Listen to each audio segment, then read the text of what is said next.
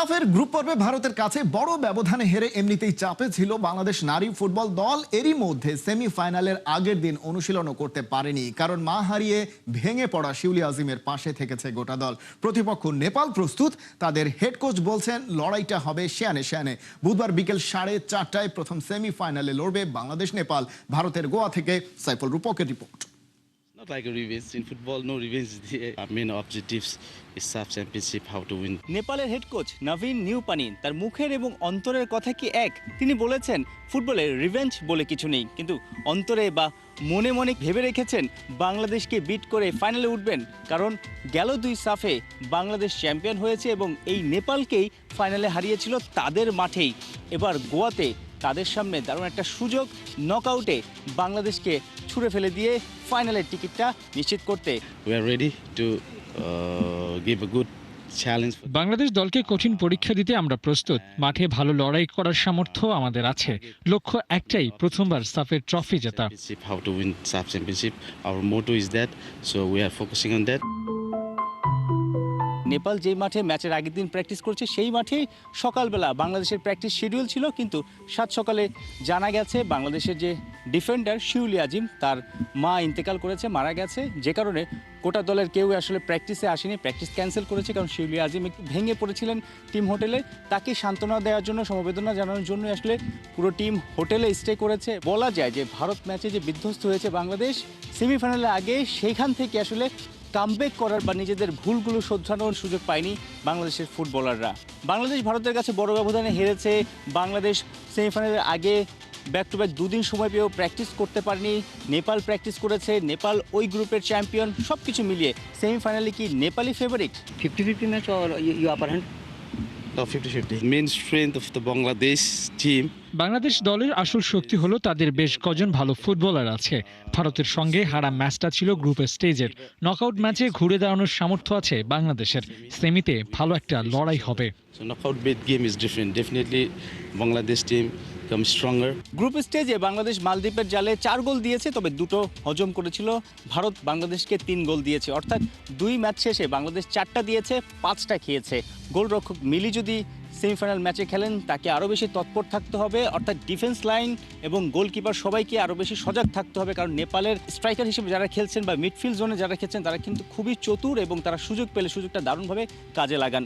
বাংলাদেশের ফুটবলাররা নিশ্চয়ই শোককে শক্তিতে রূপ দিতে চাইবে, কারণ শিউলি আজিম যিনি মা হারিয়েছেন তার মুখে হাসি ফোটানোর জন্য হলেও বাংলাদেশ দলটা ভালো খেলতে চাইবে। এই জওহরলাল নেহরু স্টেডিয়ামে বুধবার নেপালকে হারিয়ে, যে দলটাকে আগের 2 সাফের ফাইনালে হারিয়ে বাংলাদেশ সাফের সেরা হয়েছিল, সেই দলটার সাথেই এবার সেমিফাইনালের লড়াই, ফাইনালে ওঠার মিশন। সেই জায়গাটাতে নেপালকে আগের 2 সাফে যেভাবে হারিয়েছে তাদের মাঠে অর্থাৎ নেপালে, এবার নিশ্চয়ই ভারতের মাটিতেও সেই রকম পারফরমেন্সটা দেখাতে চাইবে পিটার বাটলারের দল।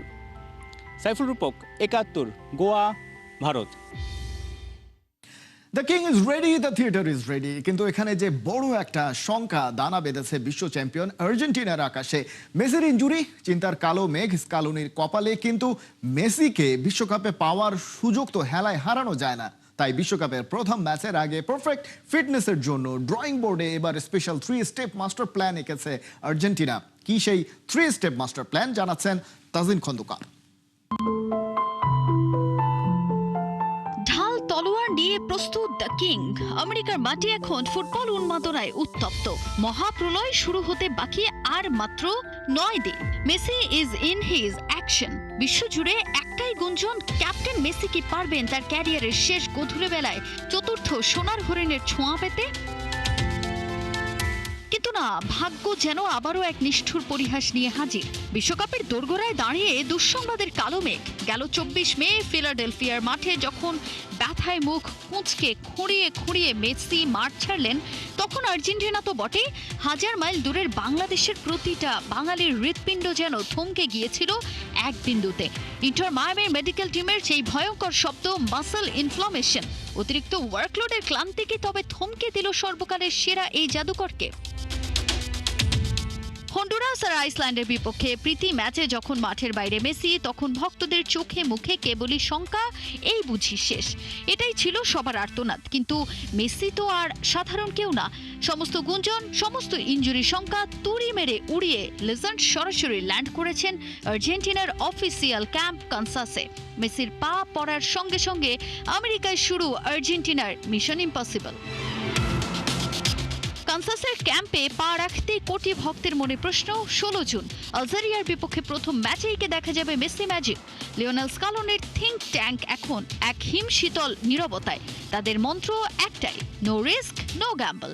মেসিকে শতভাগ ফিট করতে মেডিকেল টিম তৈরি করেছে এক গোপন 3 স্টেপ মাস্টার প্ল্যান। কিন্তু কি আছে এই মাস্টার প্ল্যানে, চলুন জেনে আসা যাক এবার। প্রথমত, প্ল্যান্ড রেস্টের ব্যাপারে জোর দেয়া হচ্ছে মেসির জন্য। এলেমটেনের পেশিতে কোনো চাপ না ফেলে রাখা হবে কঠোর বিশ্রামে, আর সেজন্যই হোটেলেও একা এক রুমেই থাকছেন এলেমটেন। দ্বিতীয়ত, ইন্ডিভিজুয়াল ওয়ার্কআউটের দিকে বিশেষ নজর টিম ম্যানেজমেন্ট ও মেডিকেল টিমের। দলের সাধারণ ছক নয়, মেসির জন্য তৈরি হয়েছে সম্পূর্ণ আলাদা শারীরিক কসরত। আলাদাভাবে বিশেষ সেশনে নিজের ওয়ার্কলোড ম্যানেজমেন্ট নিয়ে কাজ করবেন মহাতারকা। তৃতীয় ও সবশেষ, ইন্টেন্সিটি গ্র্যাজুয়েশন, অর্থাৎ ধাপে ধাপে অনুশীলনের তীব্রতা বাড়িয়ে বাঘের মতো গর্জন করে মাঠে ফিরবেন এলেমটেন। এটা হতে যাচ্ছে ফুটবল ইতিহাসের এক অমোঘ রেকর্ড। মেসির ষষ্ঠ বিশ্বকাপ। হোঁচট খেয়েছেন ঠিকই, কিন্তু লিওনেল মেসি মানেই তো রাজকীয় প্রত্যাবর্তন। কানসাসের প্রতিটা ঘাস এখন বলছে বিশ্বজয়ের ফাইনাল কাউন্টডাউন যে শুরু হয়ে গেছে। তলোয়ার শানিত, the king is coming. Tajin Khandakar, 71। বাজে অবস্থা আর্জেন্টিনার ট্রেনিং ক্যাম্পে। মেসিদের সাথে অনুশীলন করতে পারেননি এমিলিয়ানো মার্তিনেজ। ইনজুরি জেকে ধরেছে আলবিসেলেস্তেদের শিবিরে, খুঁজতে হচ্ছে বিকল্প। মার্তিনেজের রিপ্লেস হিসেবে দেখা যেতে পারে জেরোনিমো রুলিকে, আর তার খর্বশক্তির দল নিয়ে মাঠে নামতে হচ্ছে মেসিদের। আবু নাইম জানাচ্ছেন বিস্তারিত। প্ল্যান এ ক্যান্সেল, বি নিয়েই হবে আসল খেল। বাজিগর স্কালোনির নোটবুকে ইনজুর্ড মার্তিনেজ না, উঠেছে জেরোনিমো রুলির নাম। মার্শিয়ার এই তারকাই বিশ্বকাপকে জানাতে পারেন ওয়েলকাম। রুলির সাথে মুসুও রেডি হচ্ছেন একটা অডিশন দিতে। এমিলিয়ানো মার্তিনেজ ঠিক কোন ম্যাচ দিয়ে মাঠে ফিরবেন তা নিয়ে নেই সঠিক খবর। তবে কোচিং স্টাফরা তদবির করছেন দিবুকে যে কোনো মূল্যে 17 জুন ম্যাচের আগে রেডি করে নিতে, আর এজন্য নিবিড় পর্যবেক্ষণও রাখা হয়েছে। কানসাস সিটিতে প্রথম দিনের অনুশীলনে একাই সময় কাটিয়েছেন মার্তিনেজ। তবে শেষ পর্যন্ত যদি চোট কাটিয়ে ওঠা না যায়, তাহলে দলে থাকা বাকি দুজনের ওপরেই রাখা হবে আস্থা। মার্তিনেজের না থাকা সাপেক্ষে প্রথম ম্যাচে গোল বারে দাঁড়ানোর দৌড়ে এগিয়ে জেরোনিমো রুলি। অভিজ্ঞতা কিংবা পারফরম্যান্স, যে কোনো মানদণ্ডেই হুয়ান মুসোকে পেছনে ফেলবেন। আর্জেন্টিনার জার্সিতে খেলা প্রতিটা ম্যাচই জিতেছেন রুলি। গোল বারে দাঁড়িয়ে গোল কনসিড করেছেন মোটে 2টা। তার থেকেও বড় কথা, গেল বিশ্বকাপ দলের সাথেও ছিলেন রুলি। এত ফ্যাক্ট যখন ওর পক্ষে, সেহেতু ওকে নিয়ে প্ল্যান বি সাজাতেই পারেন স্কালোনি। অভিজ্ঞতা রুলি এগিয়ে থাকলেও দলে জায়গা পাওয়ার দৌড়ে এগিয়ে আছেন মুসো। যেখানে রুলি সবশেষ ম্যাচ খেলেছেন 2024 সালে, সেখানে 2026 সালেও আর্জেন্টিনার জার্সিতে মাঠে নেমেছেন হুয়ান মুসো। আত্মীয়তিকর হয়েও দারুণ সময় কাটিয়েছেন চ্যাম্পিয়ন্স লিগে। স্কালোনি চাইলে 2 ম্যাচের একটাতে পুরো দায়িত্বটা মুসোকেও দিতে পারেন, আরেকটা জেরোনিমো রুলিকে। এক ঢিলে 2 পাখি শিকার হয়ে যাবে। আসন্ন 2 ম্যাচ দিয়েই দেখে নিতে পারেন বিশ্বকাপ মহারণের জন্য এই মুহূর্তে কে বেশি তৈরি। শুধু এখানেই না, আর্জেন্টিনাকে চিন্তা করতে হয়েছে মিডফিল্ড আর ডিফেন্স লাইন নিয়েও। লিসান্দ্রো প্যারেদেস, নাভেল মলিনারা ইনজুরির সাথে রীতিমতো যুদ্ধ করছেন। বিশ্বকাপ ডিফেন্ড করতে যাওয়া আর্জেন্টিনা মাঠে নামতে পারছে না ফুল এনার্জেটিক টিম নিয়ে। কেউ আবার মাঠেই নামতে পারছে না, কেউ আবার 90 মিনিট খেলার মতো ফিট নন। তার উপর এবারের তীব্র গরমের নাবিশ্বাস উঠতে চলছে খেলোয়াড়দের। সব বাধা মারিয়ে আরও একবার শিরোপার রেসে এগিয়ে থাকতে পারবেন তো মেসিরা? আবু নাইম, 71। বিশ্বকাপের খেলা এবারে মাঠে বসে দেখতে হলে আপনাকে পকেটের পয়সা খরচ করতে হবে। মোটা মানিব্যাগ না থাকলে ওসব ভুলে যান। কিন্তু নর্থ আমেরিকান এই ওয়ার্ল্ড কাপে এবারে পয়সার জোরের পাশাপাশি আপনার পাসপোর্টের জোরও কতটা তার প্রমাণ হয়ে যাবে, যে আসলে প্রমাণ করে ফুটবলটা খেটে খাওয়া প্রলেতারিয়েতের জন্য না, মাঠের ভেতরটার মতো গ্যালারির দখলও নিয়ে নিয়েছে পুঁজিপতি এলিট ক্লাস। রিপোর্টে বিস্তারিত। টিকিট কিনেছেন, ফ্লাইট বুক করেছেন, 4 বছর অপেক্ষাও করেছেন, আর এখন শুনছেন ভিসা হবে না। এটাই এবারের বিশ্বকাপের সবচেয়ে বড় অফ ফিল্ড নাটক। 2026 বিশ্বকাপ ইতিহাসের সবচেয়ে বড় আসর। 48 দল, 3টা host country, America, Mexico, Canada. কিন্তু 3/4 ম্যাচ হচ্ছে আমেরিকায়। আর সেখানেই সমস্যা, ডোনাল্ড ট্রাম্পের ইমিগ্রেশন পলিসি। এবার মাঠের বাইরে আরেকটা ম্যাচ খেলছে, আর সেই ম্যাচে লাখ লাখ ফ্যান আগে থেকেই হেরে গেছে। ইরান এবার বিশ্বকাপে আছে, হাইতিও তাই। 52 বছরের মধ্যে প্রথম, কিন্তু তাদের ফ্যানরা সরাসরি ব্যান্ড। সেনেগাল আর আইভরি কোস্টের সাপোর্টাররা পড়েছেন আরেক ধরনের ফাঁদে, visa bond pilot program. Algeria, Cape Verde, Tunisia মিলিয়ে 5টি দেশের ফ্যানদের আমেরিকান ট্যুরিস্ট ভিসা পেতে জমা দিতে হতে পারে $15,000 পর্যন্ত বন্ড। প্রশাসনের যুক্তি, ভিসার মেয়াদ শেষে কেউ যেন থেকে না যায়। এখানে মজার ব্যাপার হলো, লিস্টে থাকা দেশগুলোর সবাই আফ্রিকান। ব্যাপারটার আরেকটা নাম আছে, পাসপোর্ট প্রিভিলেজ। জার্মানি, স্পেন বা ইউকের একজন ফ্যান অনলাইনে একটা ট্রাভেল অথরাইজেশন নিলেই কয়েকদিনের মধ্যে আমেরিকা যেতে পারেন, সেখানে থাকতে পারেন। কিন্তু সেনেগাল বা ইরানের ফ্যান মাসের পর মাস পেপার ওয়ার্ক, ইন্টারভিউ, তারপরও রিজেকশন। কিন্তু টপ পাসপোর্টের সুবাদে 180-র বেশি দেশে ভিসা ফ্রি এন্ট্রি পাওয়া যায়। কিছু পাসপোর্টে সেই সংখ্যা 40-এরও কম। তুলনাটা করুন 4 বছর আগের সাথে। কাতার বিশ্বকাপে অ্যাক্সেসের প্রশ্ন উঠেছিল ভিন্ন কারণে, কিন্তু অর্গানাইজাররা একটা সিস্টেম বানিয়েছিলেন, ম্যাচের টিকিটের সাথে এন্ট্রি ভিসা। এমনকি যে দেশগুলোর সাথে দোহার ডিপ্লোম্যাটিক রিলেশন ছিল না তাদের জন্য। এবার ফিফা আর ট্রাম্প মিলে এনেছেন ফিফা পাস। টিকিট হোল্ডারদের জন্য ভিসা অ্যাপয়েন্টমেন্টে প্রায়োরিটি। কিন্তু এটা তো এন্ট্রির গ্যারান্টি নয়, শুধু ফাস্টার ইন্টারভিউ। অনেক দেশে ফ্যানরা অ্যাপয়েন্টমেন্টের জন্যই অপেক্ষা করছেন মাসের পর মাস। ফুটবল প্রতি 4 বছরে একবার বিশ্বকে এক করার কথা বলে, কিন্তু এবার প্রশ্নটা মাঠের ভেতরে নয়, বাইরে। একটা দল মেধার ভিত্তিতে কোয়ালিফাই করতে পারে, কিন্তু পাসপোর্ট পারে না। খালিদ জামিল, 71। ব্রাজিল নাকি আর্জেন্টিনা, মন্ত্রী পাড়া থেকে ক্রিকেট পাড়া সবখানেই লাগতে শুরু করেছে বিশ্বকাপের উন্মাদনা। চলছে তর্ক আর কথার লড়াই, কেউ কাউকে ছাড় দিতে নারাজ। অস্ট্রেলিয়ার বিপক্ষে হোম সিরিজের ফাঁকেও ক্রিকেটাররা আয়োজন করে দেখবে নিজের প্রিয় দলের খেলা। বিশ্বকাপ জুড়েই খেলাযোগ জানাবে তারাদের বিশ্বকাপ ভাবনার কথা। নাহিয়ান বিন জসিমের রিপোর্ট। এইবার নেইমার আসছে, খবর আছে। Come on Brazil. আর্জেন্টিনার সাপোর্ট যারা করেছে তারা জানে তাদের হৃদয়ের কি অবস্থা। হলুদ বর্ণের আমটা খেতে বেশ পছন্দ করেন মোহাম্মদ আশরাফুল, কিন্তু হলুদ কালারের ব্রাজিল জার্সিধারীদের পছন্দ করেন না খুব একটা।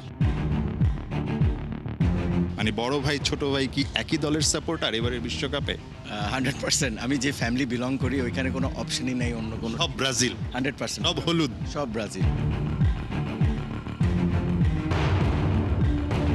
এই মেসি, নেইমার নাকি রোনালদো? আমার কাছে মনে হয় আমি ব্রাজিলের সাপোর্টার হলে আমি মেসির একজন হব। আমি বলছি যে জার্সি কিনে দেবে ওই টিমে সাপোর্ট করবো। প্লেয়ারগুলো একটু হ্যান্ডসাম, স্মার্ট, চুল, হেয়ার কাট সব মিলে ভালো। তখন চিন্তা করছে যে না, আমার মনে হয় আর্জেন্টিনা বেটার হবে। বুঝার পর কি বুঝতে পেরেছেন এটা যে আর্জেন্টিনাই ভালো দল? এই প্রশ্নটা করতেই হলো না, আর কিছু বললাম না। ওইরকম আরেকটা হারের জন্য কি প্রস্তুত কোনোভাবে? না, অবশ্যই না।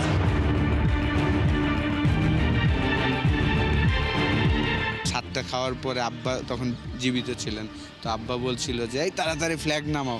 আব্বা আবার আর্জেন্টিনার সাপোর্টার ছিলেন।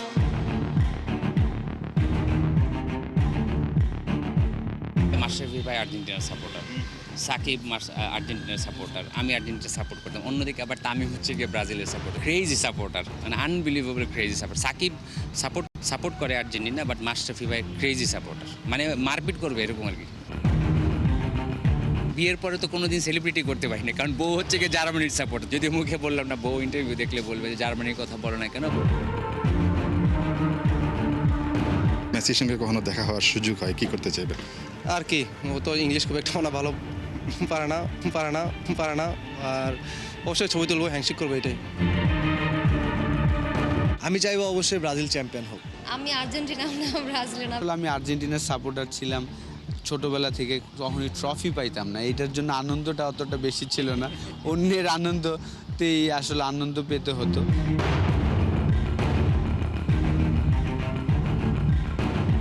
আমাকে কেউ যদি টিকিট দেয় তাহলে আমি ওই অবশ্যই যাব।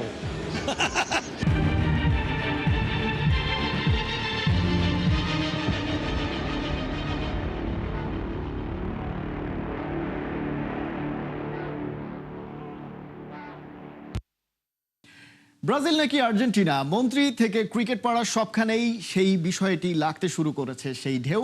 এবং যে রিপোর্টটি আমরা দেখছিলাম নাহিয়ান পিন জসিমের, তার দ্বিতীয় পর্বটা এবারে দেখে নেব। ঢাকা প্রিমিয়ার ডিভিশন ক্রিকেট লিগে দুর্দান্ত একটা সেঞ্চুরি, সবশেষ 3টা ম্যাচে 71, নট আউট 86, 101। ইন্টারন্যাশনাল সার্কিটের মতো ডোমেস্টিকেও দুর্দান্ত ফর্মে আছেন তাওহিদ হৃদয়। সামনে অস্ট্রেলিয়ার বিপক্ষে সিরিজ, সেই সিরিজেও এই ফর্মটা টেনে নিয়ে যেতে চাইবেন, খুব স্বাভাবিক। প্রচণ্ড গরম, খুব টায়ার্ড লাগছে হৃদয়, মানে একটু কি কষ্ট হয়েছে? গরমটা একটু অবশ্যই বেশি, সেটা আমরা সবাই জানি, but as a professional player হিসেবে এই জিনিসটা যদি মাইন্ডকে বারবার বলতে থাকি যে অনেক গরম, অনেক জিনিসটা এটা অনেক বাজেভাবে নিজেকে নেগেটিভ একটা ইম্প্যাক্ট করে।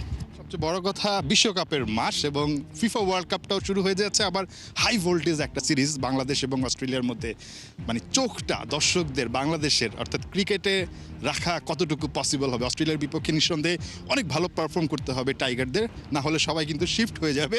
দেখেন, আমরা ফুটবল বিশ্বকাপ আমরাও দেখব, 4 বছর পর পর একটা ওয়ার্ল্ড কাপ হয়, অবশ্যই এটা অনেক এক্সাইটিং। বিশেষ করে আমি অলওয়েজ ফুটবল ফলো করি। তাহিদ হৃদয় কি আর্জেন্টিনার সাপোর্টার নাকি ব্রাজিলের সাপোর্টার? মানে এই প্রশ্নটা করতেই হয় যেহেতু বিশ্বকাপটা চলে আসছে। আমি ছোট থেকে ব্রাজিলের সাপোর্ট করি। ব্রাজিল? হ্যাঁ, ব্রাজিল। 20 বছর ধরে তো কাপই পায়। কিং অফ ফুটবল প্লে, তো আমি ছোট থেকে ওর প্লের নাম শুনতাম। কাপ ডাজেন্ট ম্যাটার, আপনি যদি কাপ পায় না এটা যদি বলি তাহলে আমি এভাবে বলতে পারি ওটা 5টা ওয়ার্ল্ড কাপ নিয়েছে। হৃদয় কি ওই ম্যাচটা দেখেছে জার্মানির সঙ্গে, ওই যে 7টা গোলের ম্যাচটা কি দেখেছিল? হ্যাঁ, 7টা গোল আমি ম্যাচটা দেখেছি। হজম করতে পেরেছিলেন? হজম করেছি, হজম হয়ে সেটা বেরো হয়ে গেছে, কিন্তু চোখটা খোলার আগেই, রাতে খেলা ছিল, চোখটা খোলার আগে দেখি 2 গোল না 3 গোল। তখন আমি মানে ফিল করতেছিলাম কি এটা কি হাইলাইটস খেলা নাকি। পরে যখন চোখ বড় করে দেখি না লাইভ খেলা, একটু খারাপ লেগেছে, বাট থাকে না যে মানুষ তো খারাপ থেকেই ভালো করে। যদি জিতে, যেটা বলছিলাম ব্রাজিল কোনো কারণে ট্রফি জিতে, সেলিব্রেশনটা কিভাবে হবে তাহিদ হৃদয়? হ্যাঁ, সেলিব্রেশন সেটা সময় কথা বলবে, বাট আমি এখনো দেখিনি যে ব্রাজিলের কাপ নাও নিজের চোখে। তো আমি চাই যেন আমি আমার চোখে ব্রাজিলের কাপটা নাও দেখতে পারি।